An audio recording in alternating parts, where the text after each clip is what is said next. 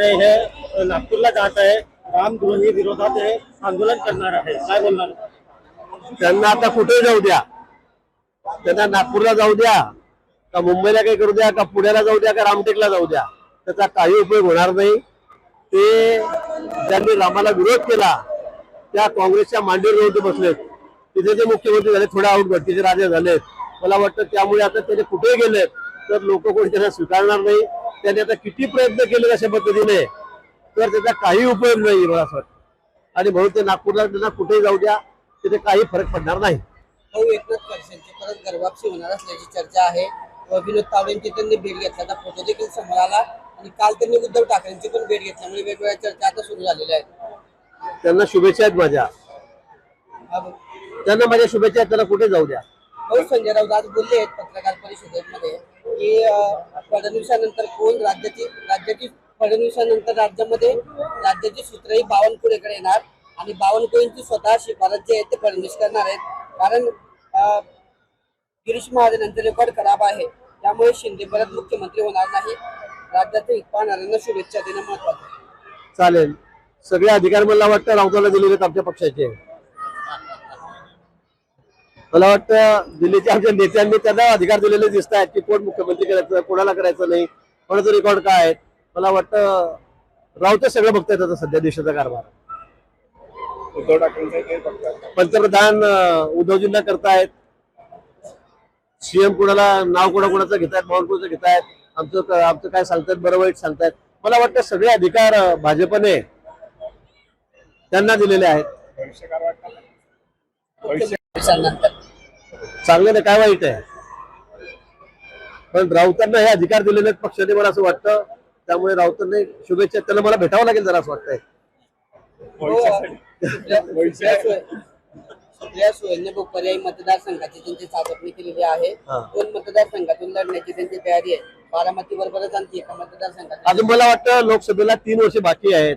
आतापासून काय त्या विषयावर बोलून काही उपयोग नाही, पण निश्चित पुढच्या वेळी आपण बघा काय निकाल लागतो, कसा निकाल लागतो ते आपल्याला कळेल. पण आता हा त्यांचा प्रश्न आहे, त्यांनी कुठल्या मतदारसंघात उभं राहू नये हा त्यांचा प्रश्न आहे. आणि तोपर्यंत अजून काय काय होतं हे बघणं आवश्यक आहे. आज गुलाबराव पाटलांना खडसेंवर प्रतिक्रिया विचारली. खडसे वाढदिवस साजरा करतायत 75वा. त्या दिवशी भाजपचे मोठमोठे नेते त्यांची उपस्थिती राहणार आहे. उद्धव ठाकरेंना पण निमंत्रण दिले. गुलाबराव पाटील याच्यावर बोलले की ते ज्या घरामध्ये ते 13 खात्याचे मंत्री होते तेव्हा त्यांनी काही केलं नाही. आता कुटुंबाची असेल किंवा कार्यकर्त्यांची लाईन लावायसाठी ते तिकडे परत जातात घरामध्ये. तुम्हाला काय वाटतं भाऊ? मला काहीच माहिती त्यांना कोण बोलतोय, ते कोणाला बोलवत आहे, कोणाला भेटतात मी फक्त तुमच्या माध्यमातूनच बघतोय. मला त्याच्याशी काही घेणं देणं सुद्धा नाहीये. त्यांनी कोणालाही भेटावं, कुठेही जावं. ते दिल्लीलाही नेहमी जातात, आता मातोश्रीकडे जात आहेत, पवार साहेबांकडे ते आहेत. ते सर्व पक्ष नेते सध्या वाढदिवसाची शुभेच्छा द्यायला जाणार घरी बसून येईल मनापासून. त्यांच्या चर्चा सुरू आहेत खडसेंच्या की खडसे भाजपमध्ये देतील, त्यांना एक पक्षाची मोठी जबाबदारी भाजपकडून दिली जाणार आहे आणि या निमित्ताने तुमचं कुठेतरी डिमोशन होणार आहे असं सांगितलं जात आहे. चांगलं आहे, त्यांना जर मोठी जबाबदारी दिली तर आनंद आहे मला. पण पक्ष वाढेल आमचा. आता ते सगळं वरिष्ठांच्या हातामध्ये आहे, माझ्या हातात काहीच नाही. कारण ते अनेक वेळेला वरती गेले, आपल्याला माहिती जाऊन आलेत. ते एखाद्या वेळेला असेल की त्यांची मोठी लाईन, ते म्हटले माझी लाईन डायरेक्ट आहे, हॉटलाईन आहे, असू शकतं. मोठी जबाबदारी मिळेल त्यांना. नाही नाही, मी कोण आहे? मी तर फार छोटा माणूस आहे. आम्ही काय, आम्ही शक्य होणारे लोक आहोत. आमचं काय स्वागत करणार आहे तुमच्या गर्भवापसीचं. मग आले तर करू ना. कशा पद्धतीचं? 5वी ते 12वी पर्यंतचे त्यांना या ठिकाणी दिव्यांगाचं सर्टिफिकेट देण्याचं काम. अनेक विद्यार्थी असे आहेत की ते दिव्यांग आहेत, पण त्यांना सर्टिफिकेट मिळवण्यासाठी जळगावला जावं लागतं, फेऱ्या माराव्या लागतात. आपल्याला माहिती आहे किती अडचणी त्या ठिकाणी असतात.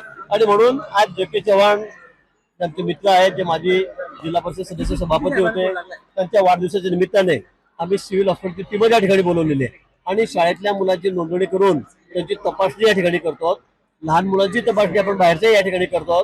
आणि ज्यांना 40% वर सर्टिफिकेट मिळेल त्यांना शाळेमध्ये जे शिकत असतील विद्यार्थी त्यांना 2,500 रुपये महिना हा शासनातर्फे या ठिकाणी मिळत असतो मदत म्हणून. आणि म्हणून अतिशय एक मोठी गोष्ट या ठिकाणी या अपंग जे दिव्यांग जे आहेत विद्यार्थी त्यांच्यासाठी या ठिकाणी आहे. गेल्या वर्षी 17 मेला माझ्या वाढदिवसाच्या निमित्त त्या ठिकाणी अशीच चाचणी झाली होती, तपासणी झाली होती. 268 विद्यार्थी आले होते. त्यातल्या जवळपास 200च्या वर विद्यार्थ्यांना आता 2500 रुपये महिना या ठिकाणी मिळतोय. मला वाटतं खूप मोठी भरीव मदत त्या दिव्यांग विद्यार्थ्यांना त्यांच्यासाठी होते आणि कायमस्वरूपींना अपंगत्वाचा दाखला त्या ठिकाणी मिळतो. हे सगळ्यात महत्त्वाचं आहे आणि म्हणून या कार्यक्रमासाठी मी या ठिकाणी आलेलो. अशा पद्धतीने भाऊ प्रत्येक कार्यकर्त्याला आवाहन कराल का? मला वाटतं सगळ्यांनी हा कार्यक्रम घेतला पाहिजे. प्रत्येक तालुक्यामध्ये हा कार्यक्रम झाला पाहिजे. कारण या विद्यार्थ्यांना बिचाऱ्यांना कायमस्वरूपी हे सर्टिफिकेट कामावर पडणार आहे आणि 2500 रुपये महिना या विद्यार्थ्यांना त्या ठिकाणी मिळणार आहे सरकारकडून, केंद्र सरकारकडून. माननीय मोदींची ही योजना आहे आणि म्हणून मला वाटतं की अतिशय महत्त्वाचा असा हा कार्यक्रम आहे. सगळ्यांनी पुढाकार घेऊन हा कार्यक्रम केला पाहिजे. पवारांचे खासदार जे आहेत ते फुटणार आहे, तसंच पवारांचे खासदार जे आहेत ते पण नाराज आहे असं म्हणतायत. अशोक चव्हाण म्हणतायत ते पण पक्ष बदलण्याची तयारीत आहे. मला काही माहिती नाही, मला कोणी भेटलेलं नाही अजून, माझा कोणाशी संपर्क नाही आहे, त्यामुळे मी आज काही सांगू शकत नाही. नाशिकचे नगरसेवक पण भाऊ एकनाथ शिंदेच्या संपर्कात आहे. एकनाथ शिंदेकडे प्रवेश करायला सांगितलं जात आहे. मला काही माहिती नाही. मी आता 5 दिवस झाले, मी झोपलेलो पण नाही. खरं 4-5 दिवस झाले मला माहिती आहे मी कुठे कुठे फिरत होतो. हा जिल्हा झाला की तो जिल्हा, रात्रभर दिवसभर माझं काम चाललं होतं. उद्या परवा सोमवारी मी गेलो की जरा माहिती घेतो. मुळशीची जी घटना घडली आहे तिच्यामधला जो तरुण आहे आपला, तो जळगाव जिल्ह्यातला मूळ रहिवासी आहे शिरसोलीचा, त्या ठिकाणी जो मयत झालाय, त्याला काही शासनाकडून मदत मिळणार आहे का? त्यांना ज्या ठेकेदारांनी काम घेतलं त्यांनी त्याचा विमा उठवलेला आहे. त्यामुळे त्यांना 25 लाख रुपये इन्शुरन्सचे मिळणार आहेत, विम्याचे मिळणार आहेत. 10 लाख रुपये PCMC पिंपरी चिंचवड कॉर्पोरेशनने, महापालिकेने त्यांना त्या ठिकाणी देऊ केलेले आहेत. म्हणजे 35 लाख रुपये ते झाले आणि प्रत्येकाला नोकरी, त्याच्या घरातल्या एका माणसाला त्या ठिकाणी नोकरी मिळणार आहे. मला वाटतं बऱ्यापैकी मदत, तर म्हणजे जीवाची कुठली किंमत नाही पण चांगली मदत त्यांना त्या ठिकाणी मिळणार आहे. सरकारने सुद्धा जाहीर केले. मला वाटतं असे 35 ते 40 लाख रुपये प्रत्येकाला त्या ठिकाणी मिळतील आणि घरातल्या एका माणसाला नोकरी सुद्धा महापालिका त्या ठिकाणी देणार.